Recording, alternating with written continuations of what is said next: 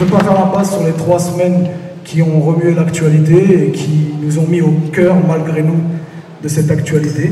Le simple fait qu'on a annoncé que nous allions dialoguer sur ce canapé a créé un lever de bouclier de la part de l'extrême droite, de la part de la droite, d'autres opposants et des gens aussi de la Macronie.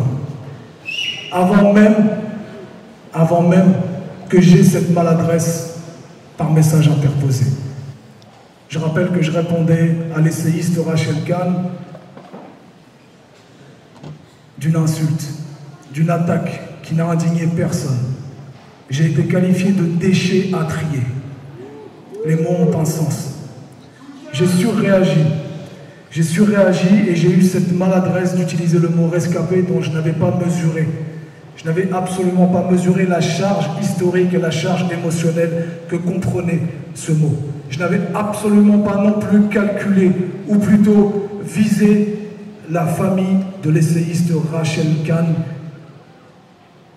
ni qui que ce soit qui avait vécu la Shoah, qui avait vécu la déportation.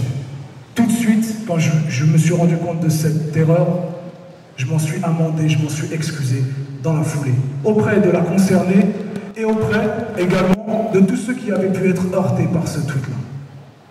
Voici mon attitude, voici la réalité de cette attitude. Derrière des interprétations, des gens qui surinterprètent, qui récupèrent, qui collent des fausses informations, qui me font des procès par association, qui me font des procès d'intention.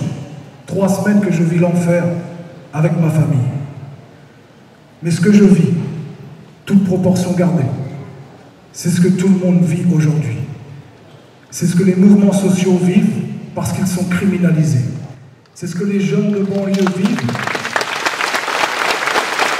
Je n'ai pas envie d'épiloguer plus longtemps sur cette polémique.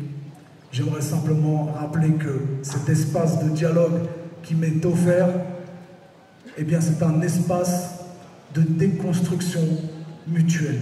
Et peu importe les sujets les plus clivants que je traite, j'ai décidé d'aller au-delà de mes frontières et du monde culturel.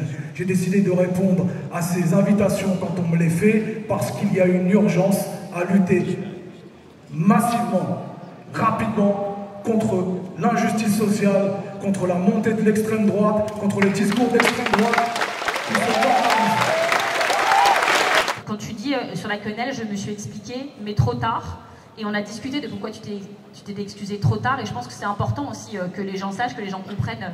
Quand je me trouve dans la séquence où justement je me rends compte que le geste est effectivement antisémite, quand on me le fait remarquer à plusieurs reprises, et quand j'en mesure toute la tragédie qui est en train de se dérouler et comment ça va parasiter aussi mon discours, eh bien, je n'ai pas forcément d'espace d'expression à ce moment-là pour pouvoir le faire. Et c'est mon erreur. C'est mon erreur de ne pas avoir trouvé d'espace, de ne pas avoir fait des vraies déclarations fermes à ce moment-là. Je me dis que dans un prochain album, je vais prendre de la distance sur ça. Dans une future interview, je vais prendre de la distance avec ça et je vais le condamner même. Sauf que les séquences sont longues avant qu'on ressorte un album, avant qu'on reprenne la parole dans les médias. Peut-être que cette séquence se trouve là maintenant en fait. Peut-être que cette séquence est automatiquement réalisée, m'est imposée. C'est un peu le boulet que je me traîne et dès que j'ai l'occasion de me réexpliquer sur le sujet, je le fais. Je l'ai fait dans les médias, je le fais aussi dans des prises de parole comme ça. J'espère ne plus avoir à le faire parce que c'est usant. C'est usant de revenir une centaine de fois sur quelque chose avec lequel on est en rupture.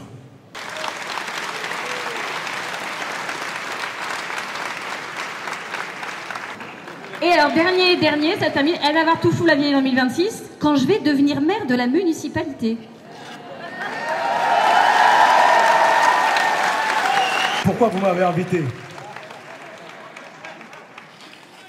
Le maire n'est pas là. J'assure l'intérim.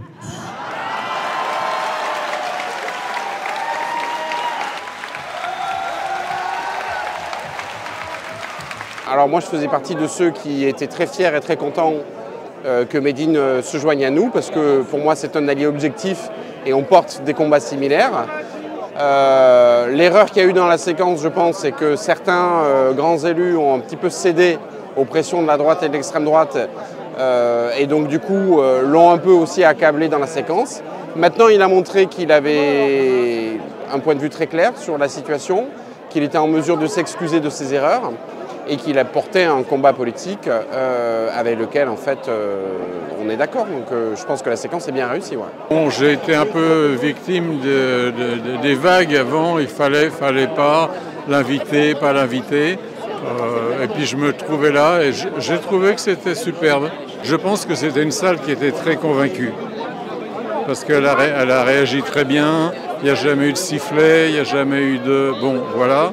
On est devant un type qui est capable de s'excuser devant des centaines de personnes et c'est quelque chose qui est extrêmement rare dans le domaine public, que ce soit dans le domaine artistique ou politique.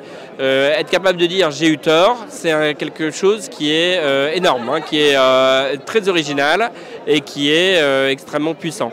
Je ne vois pas comment, d'un point de vue vraiment sincère, on peut ne pas être convaincu par ce qu'a dit ce type, à part à imaginer des tas de choses. Mais enfin, vraiment, la sincérité de Medine ne me paraît pas pouvoir être mise en question.